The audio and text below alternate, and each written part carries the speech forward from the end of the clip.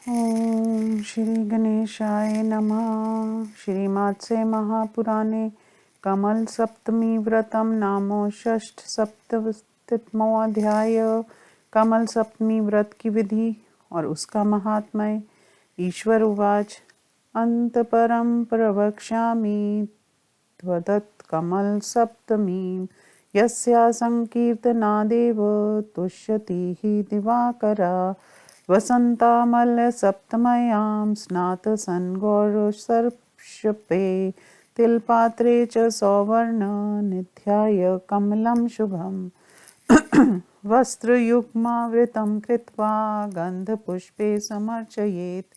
नमस्ते पद्यसताय नमस्ते विश्वधारिणे दिवाकर नमस्तुभ्यं प्रभाकर नमोस्तुते। ततो विकालवेलायामुत्कुम्भसमन्वितं विप्राय दधात् सम्पूज्य वस्त्रमाल्य विभूषणे शक्तया च कपिलां दध्यादलकृतं विधानता। अहोरात्रे गते पश्चात् श्रेष्ठमया भोजयेद्विजान् यथाशक्त यत् भुञ्जीत् मांसतेलविवर्जितम् अनेन विधिना शुक्ल सप्तम्यामासि मासि च सर्वं समाचरेद् भक्त्या वित् शाट् विवर्जिता व्रतान्ते शयन् दध्यात् सुवर्णकमलान्वित निर्वितं गौं च दध्यात् स्वशक्त्या तु सर्वनाश्यां पयस्विनीं भोजनासन्दीपादीन् दध्यादृष्टानुपस्करान् अनेन विधिना यस्तु कुर्यात् कमलसप्तमीं लक्ष्मीमनन्तां भयेति सूर्यलोके महीयते कल्पे कल्पे ततो लोकान् सप्त गत्वा पृथक् पृथक्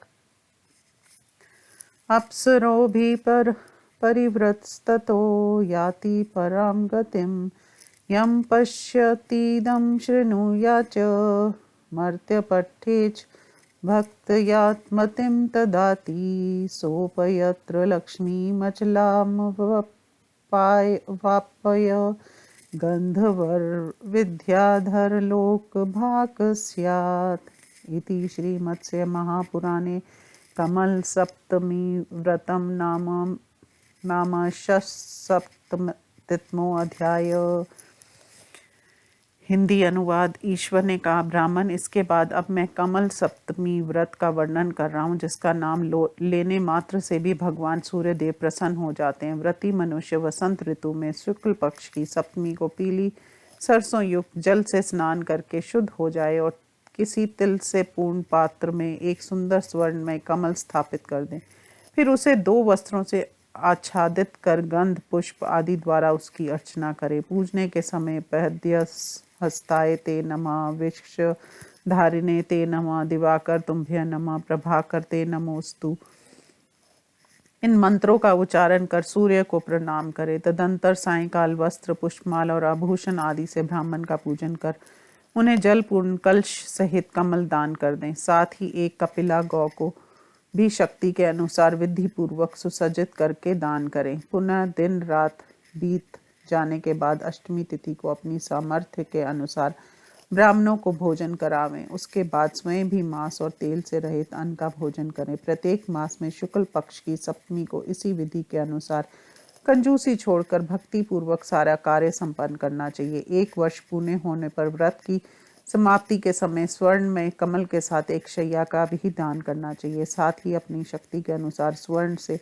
सुसज्जित एक दुधारू गौ तथा भोजन, आसन, दीप आदि अभीष्ट सामग्रियों को भी दान करना का विधान है। जो मनुष्य उपयुक्त विधि के अनुसार कमल सप्तमी व्रत का अनुष्ठान करता है, उसे अनंत लक्ष्मी की प्राप्ति होती है और वह सूर्य लोक में प्रतिष्ठित होता है। वह प्रत्येक कल्प में अप्सराओं से घिरा हुआ पृथक पृथक 7 लोकों में भ्रमण करने के पश्चात परम गति को प्राप्त हो जाता है। जो मनुष्य भक्ति पूर्वक इस व्रत को देखता, सुनता, पढ़ता और इसे करने के लिए सम्मति देता है, वह भी इस लोक में अचल लक्ष्मी का उपभोग कर अंत में गंधर्व विद्याधर लोक का भागी होता है। इसी प्रकार श्री मत्स्य महापुराण में कमल सप्तमी व्रत नामक 78वां अध्याय संपूर्ण हुआ।